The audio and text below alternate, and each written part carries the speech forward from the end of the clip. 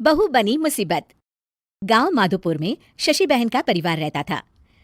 शशि का एक बेटा, बहू और बेटी थी। पति और बेटा किसान थे जो सुबह खेत में जाते और सारा दिन मेहनत के बाद शाम को घर लौटते।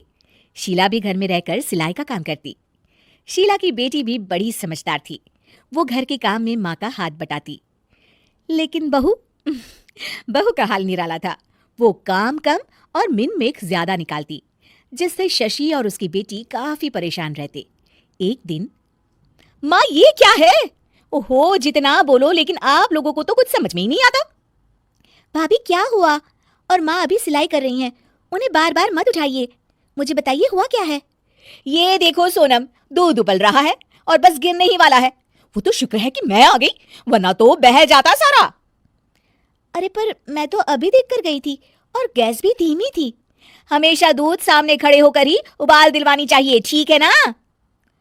सोनम को मेघा की बात पर गुस्सा आ जाता है, लेकिन क्लेश ना हो ये सोचकर वो चुपचाप वहां से चली जाती है और सोचती है कि वो कैसे मेघा को सबक सिखाए।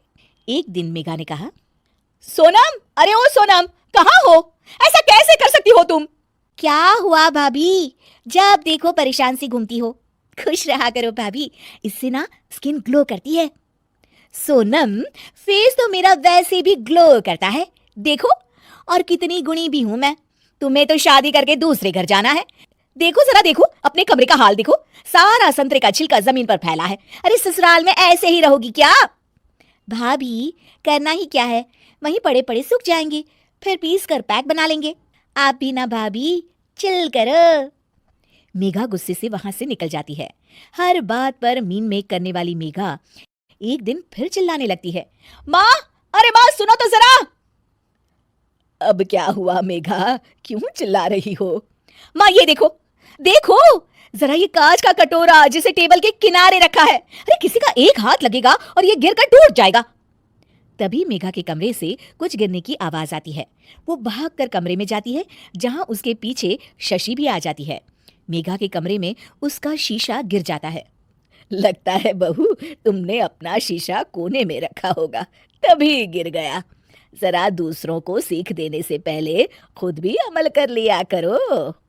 वहीं कमरे में पर्दे के पीछे छिपी सोनम हंस रही होती है। मेघा काफी परेशान रहती है कि उसके साथ ये क्या हो रहा है। वो सोचती है कि कैसे वो अपनी सास और ननद के सामने खुद को होशियार साबित करे। एक दिन मेघा सोनम से कहती है, सोनम, आज ना मैं तुम लोगों को चाइनीज बनाकर खिलाती हूँ। देखना मैं कितना अच्छा खाना बना लेती हूँ। फिर तुम भी ना ससुराल जाकर वैसा ही खाना बनाना और सबका दिल जीत लेना। मेघा किचन में जाती है। घर पर आज सभी मौजूद हैं, तो वो लोग भी मेघा के हाथ के खाने का इंतजार करते हैं। किचन में मेघा ढेर सारा चाउमीन बनाती है और हर किसी की प्लेट में डालकर सबको दे देती है। अचानक उसका पति हिमांशु बोल उठता है, क्या है ये, कितना गंदा बना है, छी। मेघा की शक्ल रोनी सी हो जाती है कि तभी सोनम बोल पड़ती है, ओहो भाभी, ये क्या बनाया है?